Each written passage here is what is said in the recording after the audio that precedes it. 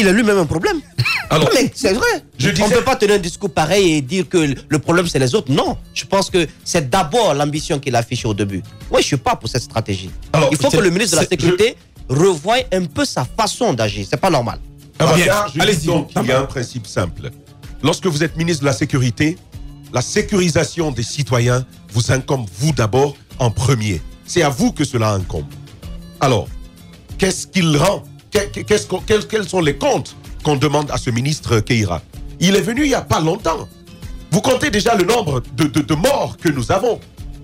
Nous sommes dans une situation... On en est à 100. Nous sommes dans une situation intenable. Ouais. Une situation qui ne doit pas continuer. Une situation qui doit s'arrêter. Effectivement. Le président de la République doit s'arrêter à un certain moment et se questionner sur ce qu'est son rôle véritablement. Ouais. Le Premier ministre sort ce courrier. Mais vous savez comment moi je le comprends?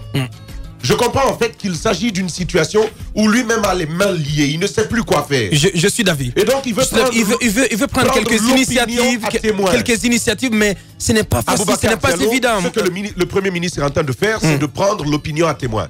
Pour dire à tous les Guinéens, ben voici, moi j'ai fait ce que je pouvais, maintenant soyez témoins que j'interpelle les ministres en charge de la sécurité et de la justice. Non, oui, je suis d'accord, mais ce qu'on peut lire à la décharge de Kassou, oui, c'est ma lecture aussi, tu peux la permettre. Oui, vas-y. Je veux terminer mon analyse. Et donc, je pense que le Premier ministre se met dans une telle logique. Mais à un certain moment, il faut faire plus. Il faut sortir de ces petits jeux, de ces petits calculs. Quand il y a des morts, là, nous sommes à 100. Nous sommes à 100 ronds, peut-être même 101. Parce que le troisième, ça reste à dire. Mais nous sommes dans cette situation. Maintenant, ce qui est grave, Aboubacar Diallo, côté justice, là j'en parlais, côté force de l'ordre, on a dit ce qu'il fallait faire. Ouais. Prendre leurs responsabilités. On n'avait pas dit aller tirer sur des gens. Mais pourquoi je n'ai pas de mots ce matin? Quant à dire ce qu'il y a à faire ou pas.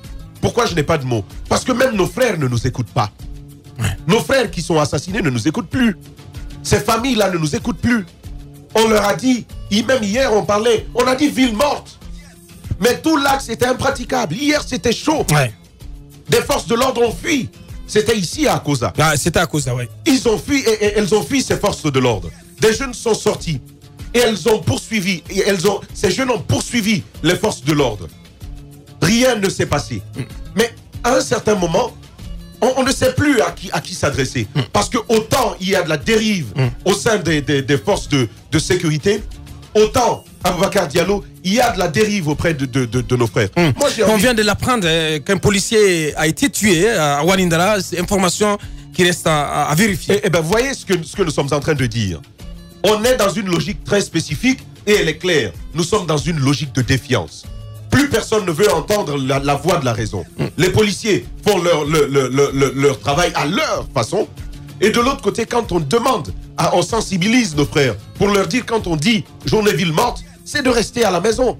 Ce n'est pas d'occuper les artères. Effectivement. Hier, vous avez vu comment l'autoroute était congestionnée à cause du fait que la route de presse était totalement impraticable. Ouais. Mais après, ce matin, on nous attend. Qu'est-ce que vous allez dire?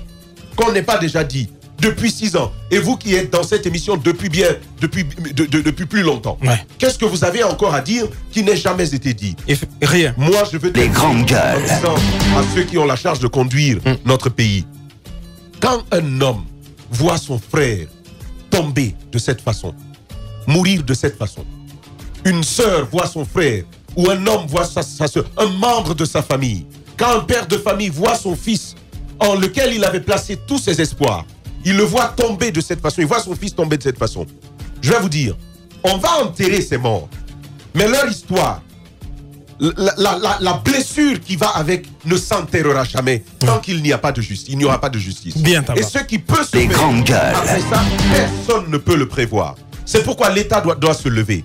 L'État doit se lever parce que face à l'injustice, même la loi, on ne veut plus l'écouter. C'est dans cette perspective que nous sommes et il faut demander à l'État de se lever, de faire en sorte qu'on n'en arrive pas là. Malheureusement, nous sommes dans cette logique-là et il faut dire de part et d'autre que chacun doit savoir raison garder. C'est assez grave. Plus de 100 morts, sans justice. Il faut savoir s'arrêter. Comment l'explique-t-on? Bien. Merci Tamba. Allez-y, Mafoudia. Quand j'ai vu hier ces images horribles, je me suis posé la même question que Tamba. Qu'est-ce qu'on va dire ce matin? Qu'est-ce qu'on va dire aux Guinéens qu'on n'a pas déjà dit? C'est pourquoi, pour ne pas rajouter, pour ne pas revenir sur ce que Moïse et Tamba ont dit, moi je m'adresse au chef de l'État. Il a lutté pendant des années pour être le président de la République. C'est pourquoi. Est-ce qu'il parvient à trouver le sommeil dans cette situation? Nous savons que le monde va mal, mais il y a des pays qui vont bien. Pourquoi la Guinée n'est pas parmi ces pays qui vont bien? Est-ce qu'il est aujourd'hui? Parce que la satisfaction morale ou la satisfaction d'un président de la République, ça ne peut pas être lié aux acquis infrastructurels. Ça ne peut pas être lié à Swapiti. Ça ne peut pas être lié, je ne sais pas, aux routes, aux écoles. Quoique d'ailleurs, il y a des problèmes de ce côté. Mais comment est-ce qu'un président de la République peut dormir lorsque des Guinéens sont tués? Un seul Guinéen suffit pour perturber le sommeil d'un chef de l'État.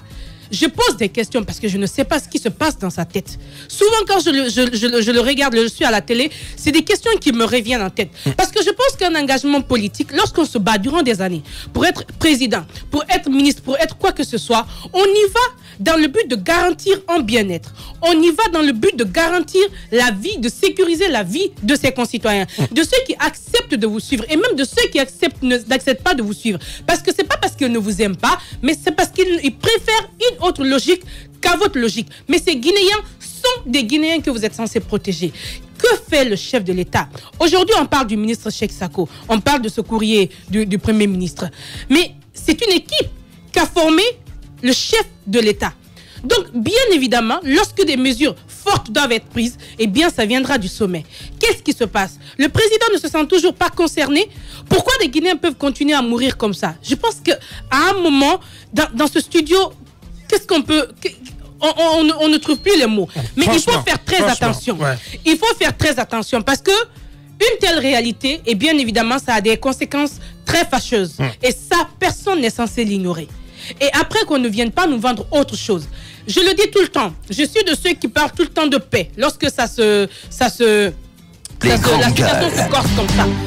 Parce que je sais une chose, on prendra l'exemple sur la Palestine. Ça fait longtemps que cette population, par exemple, lutte. Mais la violence n'engendre que la violence. Mais encore une fois, on n'en voudra pas à ceux qui se lèveront parce qu'ils sont fâchés. Mais on en voudra à celui qui n'a pas fait son travail. Je pense qu'à un moment, il faut savoir prendre du recul. C'est énorme ce qu'on est en train de vivre. Ça fait des années qu'on dit la même chose. Des Guinéens sont tués. Écoutez, monsieur le ministre, faites juste votre travail. Vous êtes le ministre de la Justice. Diligentez une enquête, qu'on sache qui a tué et comment. Lorsque des Guinéens sont tués, vous verrez ces deux jeunes qui ont été tués. D'ici après-demain, vous verrez, l'opposition va récupérer le corps et puis on va l'enterrer. Ce qui veut dire déjà qu'il n'y aura rien à espérer parce qu'il n'y aura même pas d'enquête sérieuse pour savoir quelle balle a touché le petit, comment ça l'a touché, d'où ça pourrait venir, qui se trouverait dans les parages. Mais c'est déjà biaisé l'enquête. Après, qu'est-ce qu'on va nous servir? Ne soyez pas étonnés que les Guinéens ne soient pas très confiants par rapport à ce qui sera délivré. Les Guinéens qui sont tués deviennent des Guinéens de l'UFDG, de Celludin Diallo, de l'opposition. Ce qui n'est pas normal. Le chef de l'État, qu'est-ce qu'il fait? Que fait le professeur Alpha Condé? Est-il satisfait de son parcours? Il a lutté pendant, il le dit, opposant historique pendant 50 ans. Il se retrouve aujourd'hui, les Guinéens pleurent davantage. C'est vrai qu'il travaille de l'autre côté. Mais après, globalement, il ne peut pas être satisfait. On ne peut pas dormir avec ça. Ce qui est en train de se passer, c'est grave. Et que tous les Guinéens, partout où ils se trouvent, disent la vérité. À qui de droit, à qui il faut, parce qu'il faut qu'on sorte de cela. Parce que si on n'en sort pas, que personne ne vienne se plaindre. Les journalistes de notre côté, moi, des fois, je me demande, est-ce qu'en tant que journaliste, je suis encore productive? Parce qu'ailleurs, on verra des journalistes qui dénoncent.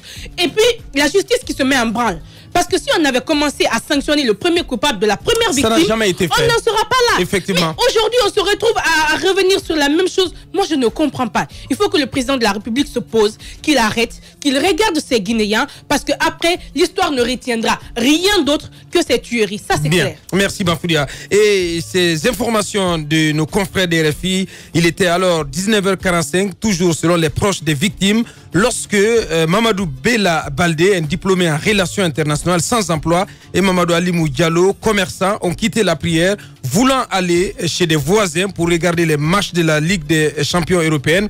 Devant leur concession, passaient alors des militaires qui ont ouvert le feu. 2 morts et 2 blessés ont été enregistrés sur les lieux, ajoute la même source. Donc, selon RFI, ce sont plutôt des bérets rouges qui ont tiré sur les manifestants. Plutôt sur ces 2 jeunes qui n'était même pas dans une manifestation, selon RFI. Je cite. C'est important de marquer cette précision selon RFI. Oui, mais je l'ai dit, Tamba. Allez-y. Oui, moi je voudrais ne pas m'adresser forcément au président de la République. Je ne voudrais pas aussi m'appuyer sur le rôle qui devrait être celui de M. Keïra. M. Keïra, moi je l'ai écouté avant qu'il soit ministre. Et il avait exprimé ses intentions. Et quand il est devenu ministre, il a exprimé clairement ce qu'il voulait faire à la tête de ce département. Je pense que le Premier ministre qui a sorti ce courrier doit lui-même questionner sa politique. Parce qu'un nouveau gouvernement, c'est pour changer. Un nouveau gouvernement, c'est pour rompre avec les habitudes qu'on a dénoncées avant. Nous avons connu 2 gouvernements qui ont produit plus de morts que ceux que nous avons connus. Les grandes gueules. Quelques jours. Lui, quand il est venu, il a dit restauration de l'autorité de l'État. Ouais. Je pense que c'est le moment de questionner cette restauration de l'autorité de l'État.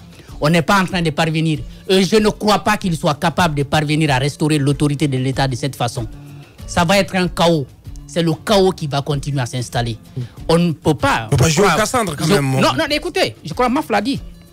On ne peut pas combattre la violence avec la violence. C'est la violence. Parce que les jeunes sortent, on terrorise les lieux. Vous savez ce qui se passe? Il y a, ça c'est mon point de vue, un sentiment de vengeance. Vous avez des jeunes qui sortent, ils ne sont même pas appelés par un politique. Je ne sais pas si officieusement, dans la nuit, on vient les instrumentaliser. Mais officiellement, il n'y a même plus un appel à manifester. Oui. Hier, par exemple, c'était une journée ville morte. Les jeunes ont pris le devant, ils sont sortis avant tout le monde. Vous ne pensez pas qu'il y a quelque part un sentiment de vengeance de la part de révolte de la part de ces jeunes qui sortent? Les grandes gueules. Au Premier ministre d'arrêter cette politique de restauration de l'autorité de l'État, ça ne marche pas. Il faut revenir à la table de discussion, voir comment est-ce qu'on va solutionner nos problèmes politiques. Parce que les libertés, chacun voudrait être libre quand même d'exprimer sa pensée. Chacun voudrait être libre d'exercer sa liberté politique. Ouais. Il n'a qu'à lever l'interdiction des manifestations en Guinée. Je pense que ça ne paye pas. Et Dieu seul sait ce qui va se passer aujourd'hui encore, parce que l'opposition appelle à une manifestation qui n'est pas autorisée. Et effectivement, sur cette manifestation, ce que Jacques dit, c'est très important. C'est improductif. Déjà que la Constitution ne le permet pas, de quel droit, du côté de l'État, on se permet d'interdire des manifestations? C'est bien qu'on les permette.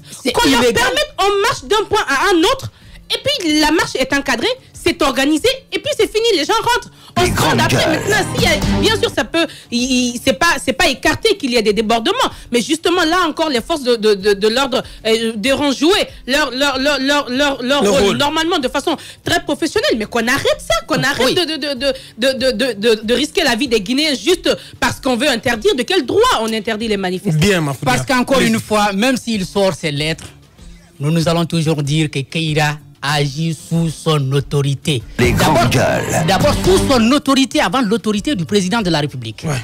Je pense qu'à mon avis, si Keïra ne l'écoute pas, parce que je crois que c'est le sentiment qu'il veut donner, c'est peut-être l'explication qu'il veut donner. Si Keïra et Cheikh Sako ne l'écoutent pas, il y a 2 choix à faire. Soit demander leur départ du gouvernement, ou lui-même, s'il n'obtient pas ce départ du gouvernement, qu'il tire les leçons ou les conséquences, n'est-ce pas, de cette réaction qui va être celle du président de la République. Ouais. Mais il ne peut pas continuer à sortir des déclarations comme ça. Je suis d'accord avec Tamba, c'est de la foutaise. C'est de la foutaise, ce n'est pas de cela que nous avons besoin aujourd'hui. Nous avons besoin de solutions véritables pour mettre fin à cette tuerie, à cette barbarie qui est en train de continuer. Merci. C'est un homme de terrain, tout le monde le dit.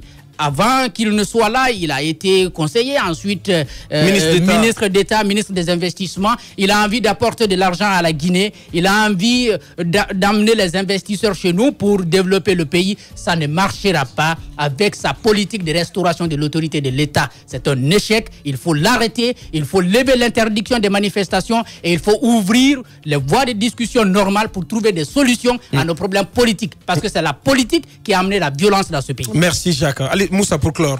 Je ne sais pas comment ceux qui sont dans la délégation du président zimbabwéen se sentent, parce qu'on ne peut pas quand même oublier qu'il est en Guinée au moment où ces troubles se passent. Ouais. Il est là au moment où une partie de la route que la délégation emprunte, une partie de cette route est barricadée, il y a des manifestations et il y a des cas de mort.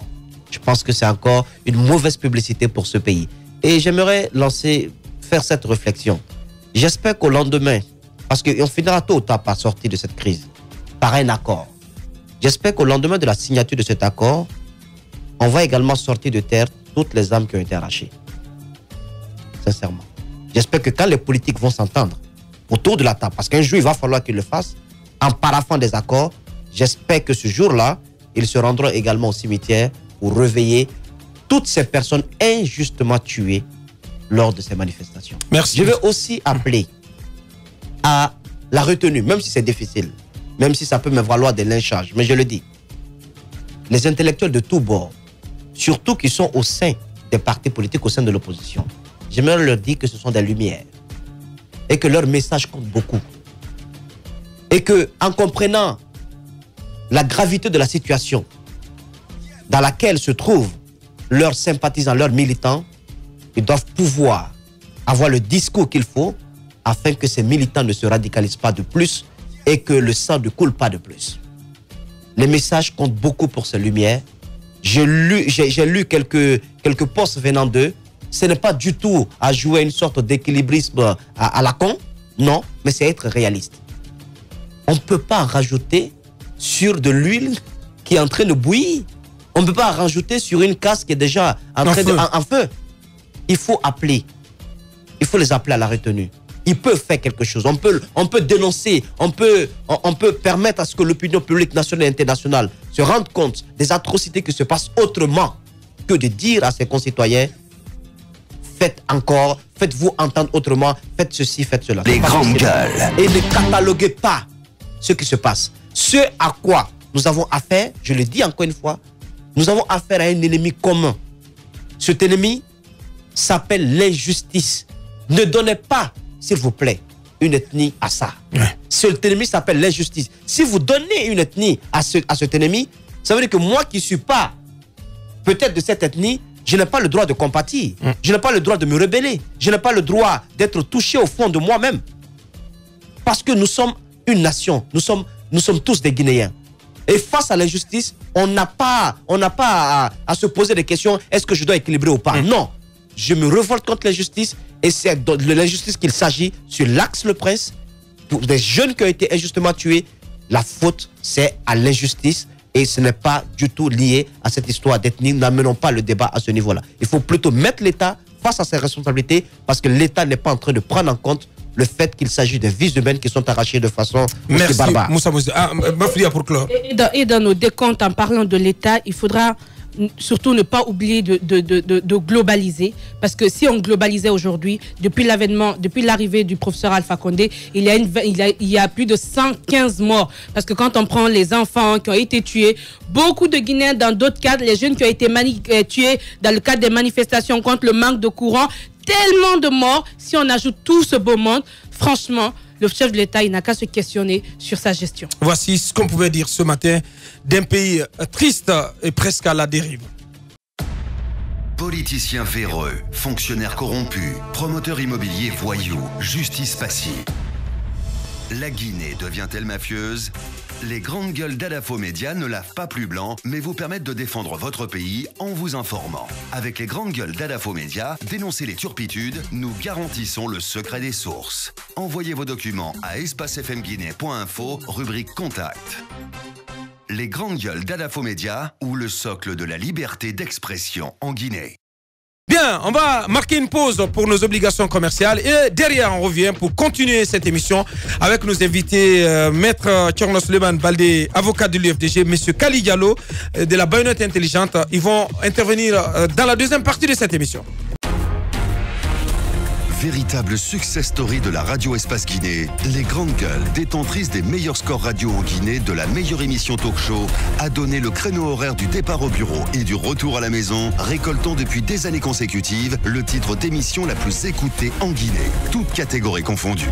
Un grand total de plus de 5 millions d'auditeurs ont été fidèles au talk show Les GG, diffusé jour après jour sur toutes les stations du réseau Adafo Média de 9h à 10h30, un exploit qui restera longtemps dans les annales de la bande FM en Guinée.